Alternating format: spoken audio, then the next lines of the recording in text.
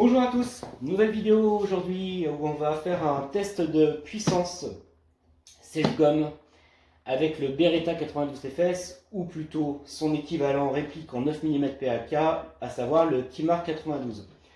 Arme que je vous ai déjà présentée dans une précédente vidéo sur la chaîne et qu'on va tester aujourd'hui donc avec son embout self-gomme sur une cible qui sera situé à 4,50 m dans les mêmes conditions exactes que le tir, et notamment une vidéo également présente sur la chaîne sur laquelle j'avais fait un test de tir de puissance en self-gomme avec le Browning New Police.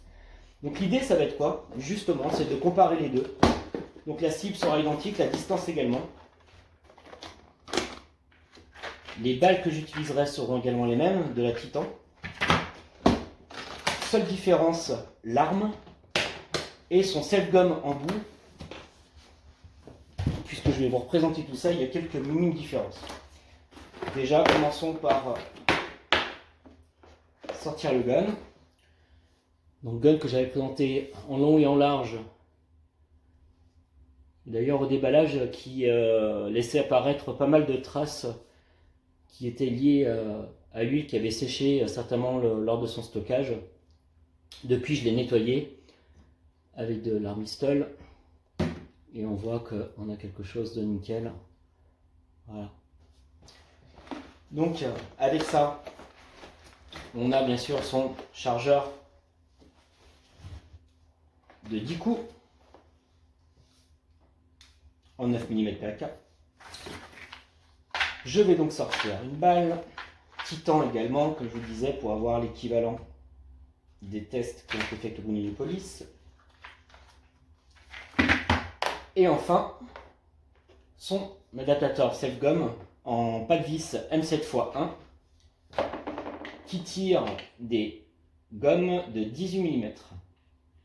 Contrairement au Browning New Police test précédent, donc qui tirait des billes de plastique au calibre 20 mm. Donc soit 2 mm de différence, certes, on verra ce que ça donne.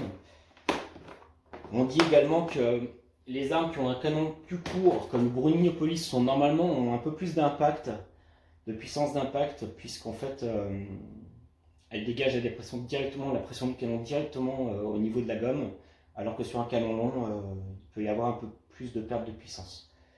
Donc on va voir ça. Donc il y a également, on va se sortir les fameuses gommes en 10 mm. Je fais gaffe parce que ça, sur ces emballages, ça a tendance à tout se barrer d'un coup. Et on va préparer bien sûr la gomme en ayant le chargeur non approvisionné, l'arme non approvisionnée au niveau du chargeur. C'est un peu dur. Ouais, je devrais peut-être mettre un peu d'huile avant. Ça sera peut-être judicieux. Allez, on va faire ça un peu à l'arrache. Voilà.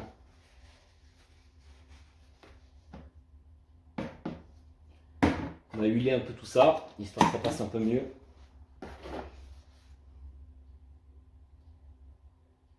Ça force quand même. Hein. Ça force même pas mal. Par rapport au 20 mm sur Browning New Police, ça force au niveau de l'embouchure. Allez, on va préparer une balle 9 mm PAK. Voilà. On va approvisionner l'arme. Il n'y a plus qu'à tirer la culasse et on passe au test. A tout de suite.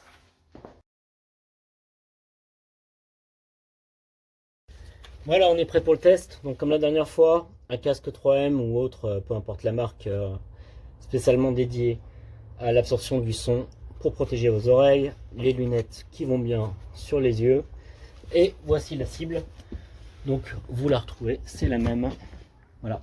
Donc on va venir prendre ici. On se retrouve tout de suite pour le tir.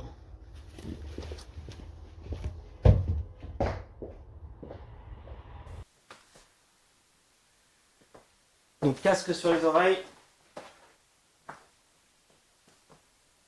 Arme prête. Je regarde si vous êtes cadré.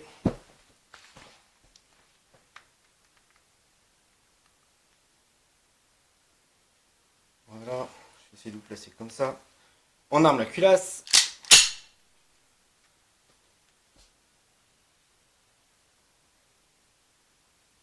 Et on va venir utiliser notre chair. Donc on a un capet de 50. Notre chair cible en face. Allez.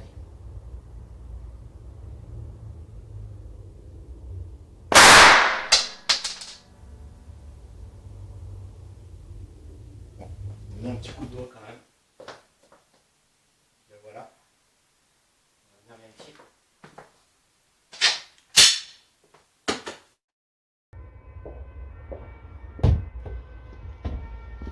Je reprends ici. Bon, on a quand même chopé le carton au moins, ce qui nous permettra de comparer. Donc je vais défaire ça. Vous voyez que la plaque derrière, elle est presque la taille d'un doigt. Waouh! C'est passé où? Eh bien, c'est pas ressorti. C'est pas ressorti du tout. Ça a tapé ici. Et c'est pas ressorti.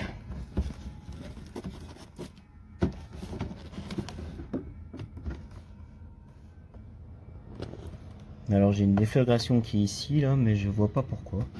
Ici, je sais pas si vous voyez. Tac. Donc là c'était le Browning New Police qui avait tapé. J'imagine que la balle est à l'intérieur. On va venir vérifier.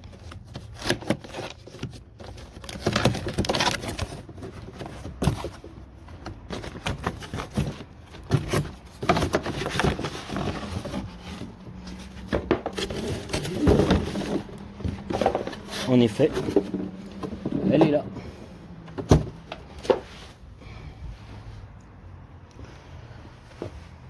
Bon, elle a un peu changé de couleur. En fait, après, j'ai pris l'arête complètement, donc c'est peut-être pour ça aussi que ça n'a pas traversé, étant donné qu'il y avait toute la profondeur du carton arraché.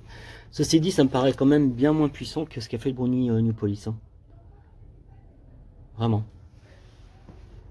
Donc voilà, donc rien à constater sur la planche.